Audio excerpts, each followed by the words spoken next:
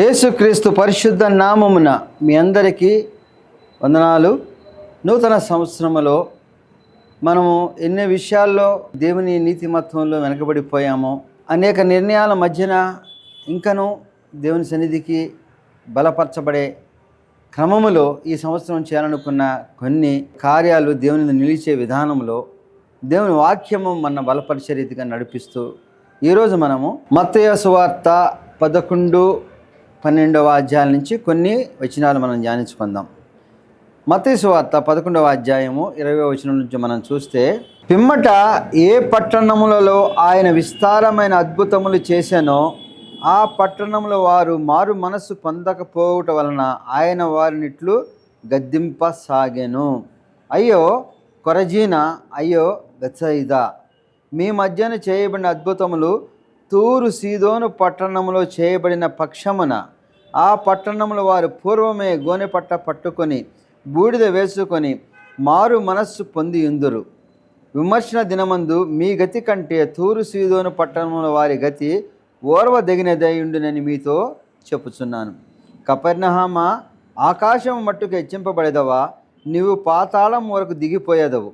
నీలో చేయబడిన అద్భుతములు సొదొమలో చేయబడిన పక్షమున అది నేటి వరకు నిలిచియుండును. విమర్శన దినమందు నీ గతి కంటే సొదొమ దేశపు వారి గతి ఓర్వదగినదై ఉండునని మీతో చెప్పుచున్నాను. యేసుక్రీస్తు వారి పరిచర్యలో భాగంగా ఆయా ప్రదేశాల్లో అనేక మందికి దేవుని వాక్యాన్ని బోధించుచూ ఉన్న క్రమములో ఆయన సంచరించిన ప్రదేశాలు మనం చూస్తే కొరజీనా, బెత్సయిదా, కపెర్నహూము, ఇవన్నీ కూడా గలిలయ ప్రాంతానికి ఈశాన్యంగా దగ్గరగా ఉండే గ్రామాలు.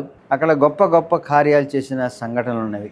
ఆయన ప్రసంగం చేసినప్పుడు కొన్ని వేల మంది వచ్చినప్పుడు 3 రోజులకు కూడా ఆయన కదలక ఉన్నప్పుడు యేసుప్రభువు వారు దీవించి వారికి ఆహారం ఇచ్చిన సంఘటనలు, జరిగిన సంఘటనలు చూస్తే ఇంతగా మరి దేవుని వెంబడించి అనుసరించు వచ్చిన వాళ్ళు మరి ఏ రీతిగా మారు మనసు పొందారు అంటే, దేవుని వాక్యము నడుచుచు మనము ఎంతవరకు దేవుని సన్నిధిలో ఎదుగుతున్నాం, దేవుని సన్నిధిలో ఇంక ఎదగక మరొక సంవత్సరం ఎదుగుదాం, మరొక సంవత్సరం అనుకుంటూ వస్తున్నాం. కానీ మరి ఎవరికి ఏ రీతి ఆరీష్యు ఇచ్చాడో దేవుడు మనకు తెలియదు. మనకిచ్చిన అవకాశాన్ని ఇంకా మరొకసారి కొనసాగించుచూ పోవటం కన్నా ఈరోజు మనకి వాక్యంలో ఆయన ఏ రీతిగా మరి వాక్యాన్ని బోధించినప్పుడు వచ్చిన వాళ్ళు విని వాక్యము అందుకోలేక మార్పు చెందిన దిశలో గతించిన వారి విషయంలో వారికి ఈ వాక్యము చెప్పబడి ఉంటే వారు ఎంతో మంచి స్థితిలోకి ఉండేవాళ్ళని మరి ఈరోజు మన వాక్యంలో మనం ధ్యానించుకునే ముఖ్య అంశం. అంటే అక్కడ జరిగిన సంఘటనలు చూస్తే మరి ఎంతగా వాక్యం విన్నవారు, ఎంతగా వాక్యాన్ని అనుసరించిన వారి కన్నా వాక్యం అందలేక గతించిన వారు మరి మంచి స్థితిలోకి ఉంటారంటే వాళ్ళకి ఇది ఉంటే వాక్యం అందించుంటే ఎంతగానో మార్పు చెందేవాళ్ళు అని వాక్యంలో చెప్పబడింది. కాబట్టి మన జీవితాల్లో దేవుని వాక్యము విస్తారముగా పంచబడుచున్నది, వింటున్నాము. కానీ ఇంకా ఎక్కడో దేవుని సన్నిధికి దూరంగా జీవించిన వారికి ఈ సంవత్సరము అటువంటి స్థితి నుంచి దేవుని యందు నిలిచి ఉంటే గొప్ప కార్యాలు చేయగలము, దేవుని యందు అనుసరించి జీవించగలము. మరి ఎంతకాలం మనకి దేవుడు ఇచ్చాడో తెలియదు, కానీ మార్పు చెందిన దిశలో ఉంటే మనకన్నా మరి అన్యజనులే ఓర్చగలిగిన స్థితిలో ఉంటారని వాక్యం చెప్పబడుతుంది. కాబట్టి వారికి కొంచెం తెలిసిన వారు మరి మారు మనసు పొంది దేవుని నీతిని అనుసరించే జీవితాలు జీవిస్తారు. కాబట్టి మనకి దేవుని వాక్యం అందించేటప్పుడు దాన్ని మనం పాటించటంలో ఈ సంవత్సరమైన నియమబద్ధం కలిగి ఉండాలని వాక్యం చెప్పబడుతుంది. కొరజీనా ప్రాంతంలో మరి బెత్సయిదా ప్రాంతంలో మరి ఆ పక్షవాయువు గల వారిని మరి ఆ మంచం మీద తీసుకొచ్చినప్పుడు స్వస్థత చేసిన కార్యాలు ఉన్నాయి. కొరజీనా ప్రాంతంలో ఆయన చేసిన గొప్ప గొప్ప కార్యాలు ఉన్నాయి.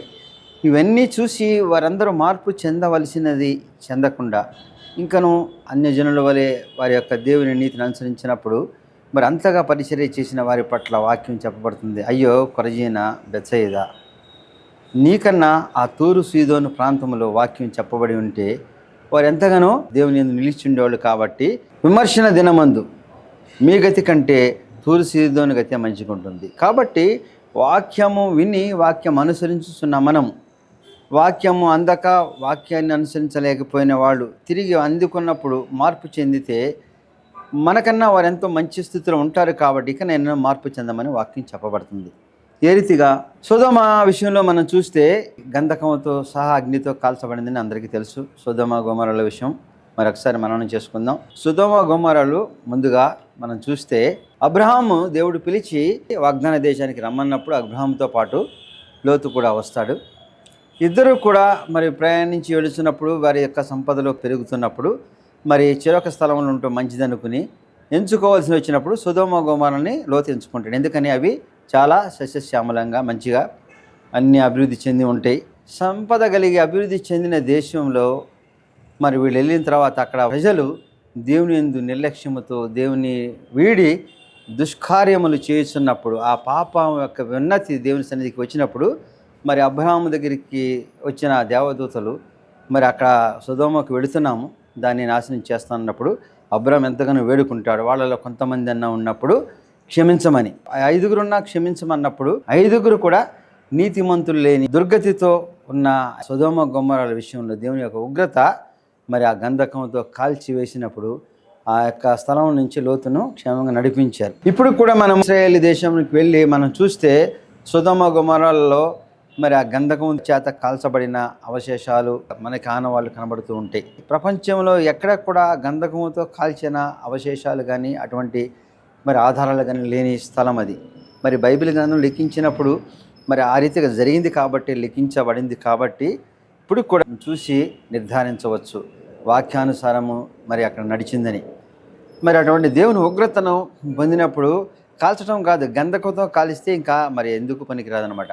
అంత దుర్గతి పట్టే సొదొమ విషయంలో దేవుని వాక్యం చెప్తుంది. అపవాది చేత మరి పట్టబడిన వారై ఆ యొక్క దుర్గతిని తెచ్చుకున్నారు. కానీ వారికే ఈ కపెర్నహాము మరి కొరజీన బెత్సయిదా ప్రాంతాల్లో దేవుని పరిచర్య ఏ రీతిగా అద్భుత కార్యాలు చేసినవి చూసింటే జరిగి ఉంటే వారు మార్పు చెంది మరి అటువంటి దుర్గతిని పొందకుండా, నాశనకరమైన పరిస్థితులు తెచ్చుకోకుండా మార్పు చెంది దేవుని కృపను పొందిన వారుగా మరి మీరందరికన్నా వారు ఎంతో ఓర్వగలిగిన స్థితిలో ఉంటారని వాక్యం చెప్పబడుతుందంటే, దేవుని వాక్యము వినుచున్న మనందరికీ దేవుని యొక్క కృప నడిపింపు ఉన్న వారికి దేవుని వాక్యం హెచ్చరిస్తుంది. ఇంతగా దేవుని వాక్యము విని మనము అనుసరించట్లో ఎక్కడ మార్పు చెందిన దిశలో మనం ఉంటే మరి దేవుని కృప దేవుని సన్నిధి మనకు ఉండదు. ఎందుకని మార్పు చెంది ఉండట్లేదని మనం చూస్తుంటే వాక్యంలో మార్కు సువార్త 7 అధ్యాయము అని చూస్తే, ఈ ప్రజలు పెదవులతో నన్ను గనపరుచుదురు కానీ వారి హృదయము నాకు దూరముగా ఉన్నది. వారు మానవులు కల్పించిన పద్ధతులు దేవోపదేశములని బోధించుచు నన్ను వ్యర్థముగా ఆరాధించుచున్నారు. మీరు దేవుని ఆజ్ఞను విడిచిపెట్టి మనుషుల పారంపర్యాచారమును గైకొనుచున్నారు, మరియు మీరు మీ పారంపర్యాచారమును గైకొనుటకై దేవుని ఆజ్ఞను బొత్తిగా నిరాకరించుదురు. పెదవులతో గనపరుస్తున్నాం కానీ మనసుతో మనము దేవుని అనుసరించి జీవించట్లేదు. పైకి కనబడే మన మాటలు, మన యొక్క క్రియలు దేవుని యందు నిలిచినట్లుగా ఉంటుంది కానీ మన మనస్ఫూర్తిగా అంటే పూర్ణ మనసుతో పూర్ణ ఆత్మతో దేవుని ఆరాధించమన్నాడు కదా. ఆ రీతిగా ఉండక మనుషుల పారంపర్యాచారములు అంటే మన యొక్క అలవాట్లన్నీ కూడా ఉదయం లేచి దేవుని ప్రార్థన చేసుకోవచ్చు, మరి వాక్యం చదువుకోవచ్చు, దేవుని పరిశుద్ధ స్థలానికి వెళుతున్నాం, లేకపోతే మన సహవాసంలో కూడా అందరితో ప్రార్థన చేస్తున్నాం. మన జీవితాల్లో అవి మాత్రం జరుగుతున్నాయి కానీ మన యొక్క నడవడికలో దేవుని నీతిమత్వం కలిపి నిర్మించట్లేదు. అనేక విషయాల్లో లోకానుసారమైన పద్ధతులను పాటిస్తున్నాము కానీ దేవుని అనుసరించి జీవించట్లేదని వాక్యం చెబుతుంది. ఒక్కసారి మన యొక్క జీవిత గమనాన్ని మనం గమనించుకుంటే మన అనుదినము జీవితంలో మనం దేవుని యొక్క కృపలు పొందుతూ అనేక విషయాలు మనం చూస్తున్నాము కానీ మన యొక్క నడవడిలో ఎన్ని విషయాల్లో దేవుని వైదొలిగి ఉన్నామో ఒకసారి మననం చేసుకోవాలి. మనము గడిచిన కాలంలో ఏ విషయాల్లో ఎక్కడెక్కడ తప్పిపోతున్నామో ఒకసారి మననం చేసుకుంటే మన యొక్క స్థితిని మార్చగలుగుతాం. లేకపోతే మనకన్నా వాక్యం తెలియని వారు కూడా వాక్యాన్ని తెలుసుకొని మరి హెచ్చు స్థితిలో ఉంటారని వాక్యం చెప్పబడుతుంది. కాబట్టి ఆ యొక్క కృపల దీవెనలు మనల్ని విడిచిపోకుండా ఉండకముందు మనము మన యొక్క ప్రవర్తనను మార్చుకోవాలి. అదేంటి, మేము నీతిమత్వంలో ఉన్నాము, ఇంకా ఏ రీతిగా ఉండాలని లోకానుసారమైన మాటలు కాదు మనం మాట్లాడవలసింది. మన ఇతరులని మనం ద్వేషిస్తే అనేకమైన విమర్శలు దొక్కునే జీవితంలో మనం చూస్తుంటాం. మనతో సహచరులు ఉన్న వాళ్ళ పట్ల హేళన చేస్తూ చేసిన కార్యాలుంటాయి, లేకపోతే వారిని విమర్శించే సందర్భాలు ఉంటాయి, వారి స్థితిని బట్టి హీనపరిచే పరిస్థితులు ఉంటాయి, లేదా వారికి ఉన్న అవసరాలను బట్టి మనము వారిని బలహీనం చేసిన క్రమము ఒక్కొక్కరి జీవితంలో ఒక్కొక్క రీతిగా ఉండొచ్చు. అందరూ ఒక రీతిగానే చేస్తున్నారని చెప్పడానికి కాదు. ఇక్కడ జీవితంలో ఉదయం లేచిన దగ్గర నుంచి మనం ఏ రీతిగా ఉంటున్నామని ఒకసారి చూస్తే మన యొక్క మాట తీరు ఏ రీతిగా ఉంది, మన యొక్క ఆలోచనలు ఏ రీతిగా ఉంది, మన యొక్క క్రమం ఏ రీతిగా ఉందని సరి చేసుకున్నప్పుడు నువ్వు జీవితంలో ఎన్ని వాక్యాలు చదివినా అవన్నీ కూడా లోకానుసారమైన పారంపర్య చర్యలే కానీ దేవుని నిలిచేవి కాదు. దేవుని యందు నిలిచేవి మన యొక్క గమనం, అంటే మనం ఏ రీతిగా యోచిస్తున్నాము, ఏ రీతిగా మాట్లాడుతున్నాము, ఏ రీతిగా మన క్రియలు చేస్తున్నాము, ఏ రీతిగా దేవుని ప్రేమను మనము పంచుతున్నాము, ఏ రీతిగా మరి అందరితో కలిసి ఉంటున్నాం. ద్వేషముతోనూ పగతోనూ అనేక రీతులుగా హింసించే క్రియలు కార్యాలు చేయకుండా ఉండగలిగితే దేవునిలో ఉన్నట్లే. కానీ మనం విమర్శించుకుని చూడండి, చిన్న కోపం ప్రతి వాళ్ళపైన, చిన్న అసహనం మరి ఇంట్లో వారు లేదా బయట, ఇవన్నీ కూడా దేవుని నీతిమత్వంలో నిలిచిన వాళ్ళకి జరగదు. ఇవన్నీ మన దైనందిన జీవితంలో ఏటిగా మనం సరి చేసుకోకుండా దేవుని నిలిచామంటే లోకానుసారమైన జీవితం జీవిస్తున్న వాక్యం చెప్తుంది. అంటే మన జీవితంలో ప్రతి విషయం కూడా దేవుని యందు నిలిచి ఉండే రీతిగా ఉండాలంటే ఒక్కసారి మననం చేసుకుంటే ఎక్కడ మనం కోపపడుతున్నాం, ఎవరిని పడుతున్నాం, ఎక్కడ మనము ద్వేషం పడుతున్నాం, ఎవరిని మనము ఈర్ష్యపడుతున్నాం, వీటన్నిటిని తీసివేసి మనం జీవిస్తామా? జీవించగలిగిన ఒక రోజు నిర్ణయించుకొని చూడండి మీ జీవితంలో. ఈరోజు మనము ఉదయం లేచిన దగ్గర నుంచి మన మాట, సంభాషణ, ఆలోచన దేవుని యందు నిలిచేదిగా ఉండాలి. మరి దానికి వచ్చిన ఆటంకాలు ఏంటి? దాన్ని అధిగమించగలమా? అధిగమించే రీతిగా మన యొక్క నిర్ణయం ఉండాలి. అధిగమించే రీతిగా మనము నిలిచే రీతిగా మన పట్టుదల ఉండాలి. ఆ రీతిగా ఒక్క దినము పరిశోధించి చూసుకుంటే ఎన్ని విషయాల్లో మనం పొరపడుతున్నామో తెలుస్తుంది. సరి చేసుకున్నప్పుడు చాలా ఇబ్బందికరమైన పరిస్థితి ఉంటుంది, చాలా ఓర్పు సహనం అవసరం. అయితే ఒక రోజును మనం ఆ రీతిగా మన యొక్క దినచర్యను, మన యొక్క ఆలోచనలు, మన యొక్క క్రియలను మనం ఒక్కసారి యోచించి చూసినప్పుడు వాటిలో దేవుని విరుద్ధమైన వాటిని సరి చేసుకునే అవకాశాలు ఉన్నాయా లేవా? అయితే చాలా కష్టముతో కూడినవిగా మనకి ముందుగా ఏర్పడతాయి. మీరు గమనించి చూడండి. మరి ఆ కష్టముగా ఉన్న యొక్క క్రియలను అధిగమించడం రీతిగా అవన్నీ కూడా మరి సరి చేసుకుని మనం జీవించలేం అనే అపోహ మాత్రమే. మరి పౌలు జీవితం విషయంలో మనం చూస్తే దేవుని విరుద్ధముగా మరి అనేక మందిని హింసించచ్చు, ఆయనకి అవసరం లేకపోయినా పర్మిషన్ తీసుకుని మరి దేవుని పేరట ఆయన నీతిమత్వాన్ని చొప్పున నడవాలనే మూర్ఖత్వంలో ముందుగా మరి అనేక మందిని హింసించిన పౌలు మరి తర్వాత దేవుని సన్నిధిలో ఎదిగినప్పుడు, దేవుని నిలిచినప్పుడు ముందుగా ఎంతో క్షోభపడాల్సిన పరిస్థితులు వచ్చినా వాటిని అధిగమించగలిగిన మానసిక స్థితి, అంటే దేవుని నిలిచిన స్థితి, దేవుని దర్శనం పొందినప్పుడు ఆ రీతిగా ఎప్పుడైతే నిర్ణయం తీసుకున్నాడో ప్రతి విషయంలో కూడా చేయగలిగిన సమర్థత కలిగిన వాడుగా అనేక వేల మైళ్ళు ప్రయాణం చేసి దేవుని సువార్తను ప్రకటించాడంటే, దేవుని యందు నిలిచినప్పుడు మనం ఒక దినం గడిచేటప్పటికే చాలా బెంబేలెత్తిపోతాం. అమ్మో, ఇక్కడ అబద్ధం, లేకపోతే ఇక్కడ మనం వేరే వాడిని అనుకున్నాం, ఈ క్రియ చేయలేకపోతున్నామని. ఒక్కరోజు ప్రయత్నం చేసి చూడండి, బాగానే ఉంది. ఒక వారం ప్రయత్నం చేసి చూడండి, అప్పటికి కూడా మనం చాలా స్ట్రగుల్ పడతాం. ఆ రీతిగా మనం చేస్తున్నది బలహీనం పడకుండా బలపరుచుకుంటూ కొంచెం కష్టమైన ఇబ్బంది అయినా ఒక నెల రోజులు ప్రయత్నం చేస్తే మీ జీవితాల్లో ఇంక తిరిగి దేవుని సన్నిధిని పోగొట్టుకునే వారిగా ఉంటారు. ఎందుకని ఆ యొక్క ముందుగా మనకు కనపడిన కష్టములు, ఇబ్బందులు అన్నీ కూడా అధిగమించగలిగి వాటిని సరిచేసుకొని మన జీవితాన్ని సమర్థమైన జీవితంగా దేవుని నిలిచేదిగా ఉంటుంది. ఆ రీతిగా ఉండాలని ఈరోజు వాక్యం చెప్తుంది. ఒక దినములో దేవుని కృపలు కూడా మనం ఒకసారి ఎంచుకుంటే తెలుస్తుంది. మనం లేచిన దగ్గర నుంచి పడక లేచిన తర్వాత అనేకమైన శోధనల మధ్యన, ప్రయాణంలో, పనులలో వెనకబడి అనేక రీతులుగా శోధించబడుతూ ఆ రాత్రి ముగిసే సమయానికి శోధనలు పడినవారు, సమస్యలు ఉన్నవారు, ఈ రీతిగా గమనించినప్పుడు మన జీవితంలో దేవుడు ఎన్ని మేళ్ళు చేస్తూ మనం తీసుకొచ్చాడో తెలుస్తూ ఉంటుంది. కాబట్టి దేవుని మేళ్ళు అనేకమైనవి మనం చూసినప్పుడు, దేవునిలో నిలిచినప్పుడు వచ్చిన చిన్న చిన్న సమస్యలు అధిగమించలేమా? రెండు కంపేర్ చేసుకున్నప్పుడు మనం అధిగమించవలసినవి చాలా స్వల్పమే, తక్కువే. కానీ మేళ్ళు మాత్రం అధికం. అటువంటి అధికమైన మేళ్లను పొందిన మనము దేవుని యొక్క సన్నిధిలో నిలిచినప్పుడు వచ్చిన చిన్న చిన్న సమస్యలు, చిన్న చిన్న కష్టం, ఇబ్బందులను ఓర్చుకుని ఉంటే ఒక రోజు గడిచినప్పుడు చాలా కష్టంగా ఉంటుంది. ఒక వారం గడపడం అంటే చాలా మరి శ్రమించవలసి ఉంది, చాలా ఇబ్బందులకు చాలా మన విషయాల్లో మనం న్యూనత పడుతూ మరి ఆందోళన మధ్యన గడపచ్చు. అయితే వాటన్ని సరిచేసుకుంటే ఒక నెల రోజులు గడిపేటప్పటికి నువ్వు దేవుని యందు స్థిరపరుచు ఉంటావు. ఇది నిజమా? ఇది జరుగుతుందా? మనం చూస్తాం వాకింగ్కి వెళ్ళినప్పుడు లేకపోతే ఏదైనా రన్నింగ్ చేసినప్పుడు ముందుగా వెళ్ళేటప్పుడు చాలా అన్ఈజీగా ఉంటుంది. ఫస్ట్ రౌండ్ వెళ్ళేటప్పటికి రెండో రౌండ్ వెళ్ళి కొంచెం ఇబ్బంది తగ్గుతూ ఉంటుంది. మూడో రౌండ్ అటువంటి 10 రౌండ్లు వెళ్ళేటప్పటికి చాలా ఎంత సమన్వయంతో మరి పరిగెత్తగలిగి అన్నీ చేయగలిగిన స్థితి మనకు వస్తుంది. మరి మన జీవితంలో ఒకసారి ప్రయత్నం చేసి చూడండి. ముందు అక్కడ నీళ్ళండా చాలా బద్ధకంగా నీరసంగా నిదానంగా ఉంటుంది. మనం మాట్లాడేటప్పుడు కూడా ప్రసంగం చేసేటప్పుడు కూడా అంటే వాక్యం వచ్చిన కొలది మనం స్థిరపరుస్తూ ముందుకు వెళుతాం. కాబట్టి మన జీవితంలో మనము దేవుని నిలిచినప్పుడు ముందుగా శోధనల మధ్యన ఉంటాము. కొంచెము అధిగమించి ముందుకు వెళితే దేవుని యందు నిలిచే ఉంటాం. కాబట్టి ఈ సంవత్సరం మరి దేవుని యందు నిలిచే క్రమంలో ఏ క్రియలు మన జీవితంలో ఆటంకాలన్నీ వాటన్నిటిని అధిగమించగలిగిన స్థితి రావాలి. ఎందుకంటే నీకు చేసిన మేళ్ళు అనేకమైనవి, నిన్ను నడిపించిన విధానం అనేకమైనవి. ఇక్కడ కొరజీన, బెత్సయిదా వీటన్ని విషయంలో దేవుడు చెప్తున్నాడు.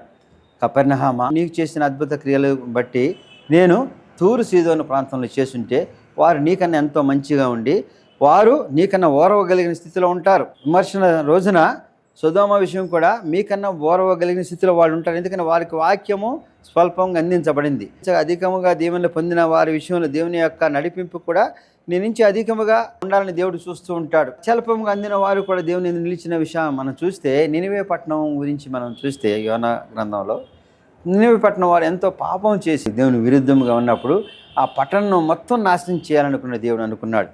అయితే నినివే వారు దేవుని వాక్యము మరి అందక దేవుని యందు నీతిమత్వంలో కొంత వెనకబడి ఉన్నారేమో. ఒకసారి దేవుని సువార్తను కానీ దేవుని యొక్క క్రమమును కానీ అందరికి నడిపించి చూస్తే మరి మార్పు చెందని దేవుని యొక్క సంకల్పంతో యోనాను పంపించినప్పుడు వారి దుర్మార్గులు వారు వినరు, వారి దగ్గర నన్ను పంపిస్తావేంటని ఎంతో విమర్శించి దేవుని యొక్క నిర్ణయాన్ని కూడా కాదని వేరే ప్రదేశానికి వెళ్ళిన యోనా విషయంలో దేవుడు తిరిగి అక్కడ పంపించిన సంఘటన మనం చూస్తాం. ఆ నినివే పట్టణం వారు ఎప్పుడైతే మరి యోనా యొక్క ప్రకటన విన్నారో వారి యొక్క స్థితిగతులను వారు ఒకసారి సరి చేసుకుంటకు దేవుడిచ్చిన అవకాశం అనుకున్నారో మరి దేవుడు ఇస్తాడని యోచించారో తెలియదు. కానీ వారందరూ కూడా పశ్చాత్తాపంతో కూడిన ప్రార్థనతో దేవుని సన్నిధిలో ఉన్నప్పుడు మరి దేవుడు వారిని క్షమించి మరి నినివే పట్టణాన్ని నాశనం చేయకుండా ఉంచిన విధానం చూసినప్పుడు యోనా కూడా దేవా నాకు తెలుసు నువ్వు ముందుగానే వారిని రక్షించడానికి ప్రకటన చేశావని. అవును, దేవుడు మరి మనల్ని రక్షించడానికే ఉన్నాడు, మనల్ని కాపాడటానికి ఉన్నాడు. మన పాపాల నుంచి మనం రక్షించి తన బిడ్డలుగా చేసుకోవాలని దేవుని సంకల్పం. కాబట్టి ఆయన పరమనుడి లోకంలోకి సామాన్య మానవుడిగా వచ్చి జీవించాడు.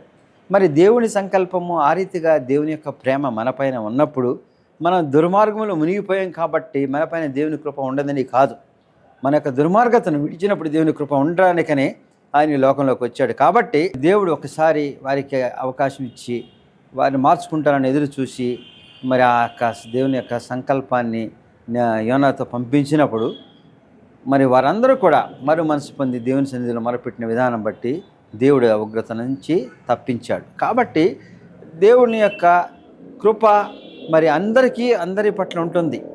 ఆ సొదొమ విషయంలో కూడా అటువంటి మరి దేవుని యొక్క వాక్యము పరిచర్య జరిగుంటే, గొప్ప కార్యాలు జరుగుంటే వారు కూడా మారు మనసు పొంది దేవుని నిలిచేవాళ్ళు. కాబట్టి మరి విమర్శన దినమందు సొదొమ మరి దేవుని యొక్క పరిచర్యను దేవుని విన్న వారి కన్నా ఎంతో ఓర్వగలిగిన స్థితిలో ఉంటుందని వాక్యం చెప్పబడింది. కాబట్టి అన్యులు సైతము దేవుని వాక్యం విని అనుసరించగలిగినప్పుడు దేవుని వాక్యం వినిస్తున్న మనము మన జీవితాలు ఇంకాను అనేక విషయాల్లో దేవుని విరుద్ధముగా జీవిస్తూ మరి మనకి ఆ యొక్క జీవితాల్లో పారంపర్య చర్య విధానంలో మనం జీవిస్తున్నాం. అంటే మన క్రియలన్నీ కూడా మరి లెక్క వేసుకుంటూ ఇవన్నీ దేవుళ్ళు ఉన్నాం అనుకుంటున్నాం. కానీ అవన్నీ మరి దేవుని క్రియలు కావు.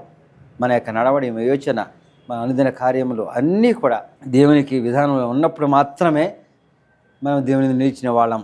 మన కనబడుతూ చేస్తున్న అనేక క్రియలు దేవుని నిలిచినవి కావు. అవి మన పూర్ణ మనసుతో చేసినవి కావు. పూర్ణ మనసుతో చేసేటప్పుడు మన యొక్క జీవన విధానము మరి దేవుని నిలిచి ఉంటే దేవుని యొక్క గొప్ప క్రియలు మన జీవితాల్లో పండుతాయి. అయితే ఆ రీతిగా నినివే పట్టణానికి ఇచ్చిన ఆ సందేశం వారు మార్పు చెంది దేవుని ఉగ్రత నుంచి తప్పించుకోగలిగారు.